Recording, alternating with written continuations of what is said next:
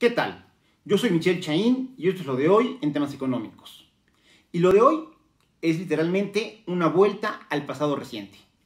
Es como si no hubiera pasado nada, volver a platicar prácticamente en los mismos términos de lo que estamos platicando por ahí de febrero o marzo de este mismo año, o incluso de lo que platicábamos a finales del año pasado cuando nos enteramos que había surgido, que había brotado este nuevo brote de un patógeno nuevo que estaba en China y que empezó toda esta historia del COVID-19. Y es así porque de los diferentes escenarios que fuimos platicando a lo largo del tiempo, prácticamente todos se basaban en que se iban a hacer esfuerzos para que la curva no creciera, se iba a prolongar, iba a empezar a caer, y en ese empezar a caer íbamos a poder meter prácticamente la actividad económica con muchos costos y con muchos sacrificios, pero que de alguna manera eso nos iba a permitir que la tasa de contagios no se disparara, saturáramos la capacidad instalada y perdiéramos muchas vidas salvables por esta nueva infección. Desafortunadamente, a más o menos 100-120 días de haber empezado el tema del aislamiento social voluntario, la sana distancia, estamos hablando de cómo en México están repuntando los casos. Y no es un repunte de un solo día. El último reporte que yo tengo aquí, con estos desfases que de repente hay para información oficial de todo el mundo, es que México, ubicado en el lugar número 11 con el mayor incidencia, con el mayor número de casos totales de contagios de COVID-19, tuvo en un solo día 4.577 contagios oficiales. ¿Esto es mucho o es poco? Pues si tomamos como ejemplo el caso de Brasil, que es una economía y una sociedad relativamente parecida a la nuestra, con un volumen mucho mayor, y donde en este momento los brasileños están entrando de manera muy acelerada y al parecer de manera muy profunda a lo que es de lleno el impacto de la pandemia. En Brasil, ese mismo día, hubo 6.082 contagios. Es decir, nos estamos poniendo muy cerca del cual va a ser el principal hotspot en estos momentos de la infección y de la pandemia del coronavirus. Lejos de poder domar la curva, como dije el presidente López Obrador, la curva nos está reparando y casi nos tira de la silla. A ver, y no es que podamos echarle la culpa a la presidencia de la República de que fue omiso o de que hizo malas cosas o de que por ahí no era. En la medida que esto era un patógeno totalmente nuevo, ningún país del mundo tenía el manual de cómo se le tiene que combatir. Y todos, absolutamente todos los países del mundo, tomaron riesgos calculados al momento de definir cuál iba a ser su política. Hubo casos que no les dieron tiempo ni de meter las manitas, como fue Italia. Hubo respuestas muy bien estructuradas, a pesar de pasar por momentos muy complicados, como fue el caso de Corea, o si hablamos de las crisis políticas y económicas recientes, como fue Alemania con la administración de la canciller Angela Merkel. Y hubo países, como creo que ya podríamos decir, sin grillas y sin nada, que es el caso de México, donde la estrategia de contención fracasó.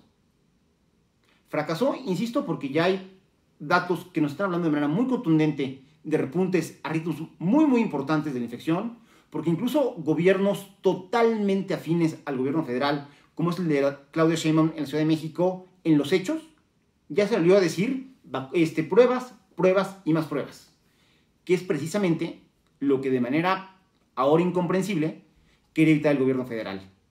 Y en ese sentido, dado que ni el presidente Trump ni el presidente López Obrador tuvieron esta lógica de bloque comercial al momento de empezar a definir sus estrategias, se les olvidó que en este momento Canadá, Estados Unidos y México, hablando en flujos de comercio, somos un todo. Y ahora tenemos, adicionalmente, el problema de que nuestros ciclos están totalmente desfasados.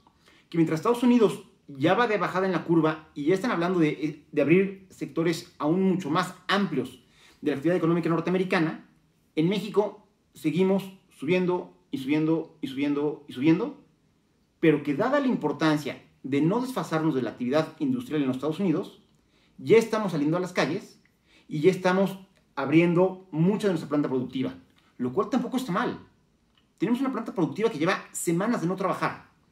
Si en algún momento no se empieza a regularizar el comercio, la producción y todos estos pequeños proyectos y grandes proyectos que conforman la economía mexicana, no va a tardar mucho tiempo para que todos los problemas que tenemos tengamos adicionalmente un problema de escasez.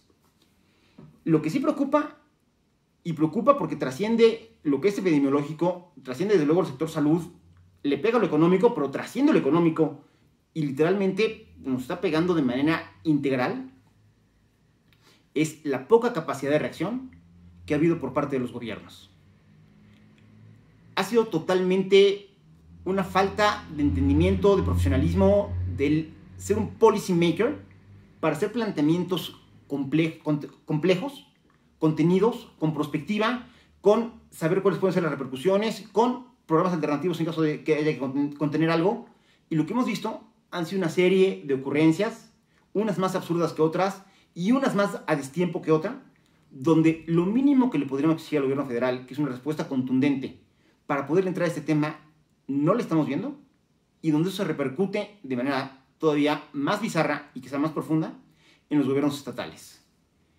Y la otra cosa que deberíamos estarle exigiendo al gobierno, aquí sí o sí, es que no se pueden poner los intereses de grupo, los intereses facciosos de la gente cercana al presidente López Obrador o incluso el mismo presidente por encima de la salud y la economía de los mexicanos. Entendemos que la campaña política que viene va a ser una campaña política importante, pero señor presidente, señores funcionarios del gobierno federal, señores legisladores, en México todavía no salimos de la curva y ya están repuntando los casos. Si eso no les llama la atención y les dice que la prioridad no está en la campaña, sino está en la salud y en la economía de sus gobernados, la historia los va a juzgar por irresponsables. Y estoy segurísimo de eso. Hay tiempo de corregirlo y hay tiempo de entrarle al tema. Porque además, los ejemplos locales que nos empiezan a dar nos enseñan que con un poquito de sentido común, un poquito de sensibilidad y un poquito de capacidad de escuchar y de ver lo que se hace bien en otros lados para replantearlo aquí, en México y en Puebla, se pueden hacer cosas diferentes. Volkswagen entra en operación después de mucha polémica y se lo toma muy en serio. De los 11.400, 11.500 empleados que tiene Volkswagen, para este regreso aplicaron pruebas rápidas a 5.100, que van entrando de manera diferenciada. De estos 5.100, detectaron a 100 que estaban infectados por el COVID-19, pero que eran asintomáticos. Es decir, son la prueba y la evidencia de que hacer pruebas e ir a cazar a la enfermedad para detectarla y evitar que estos casos asintomáticos sean los que estén propagando la infección, que en realidad están resultando los más peligrosos, es la manera de entender lo que se hizo bien en el mundo, traspolarlo, aplicarlo y de esa manera ayudar a la armadora, ayudar a Puebla y ayudar a México. Y eso es lo que tendríamos que esperar de los gobiernos. Yo soy Michelle Chaín y esto es lo de hoy, que no fue epidemiológico, fue económico.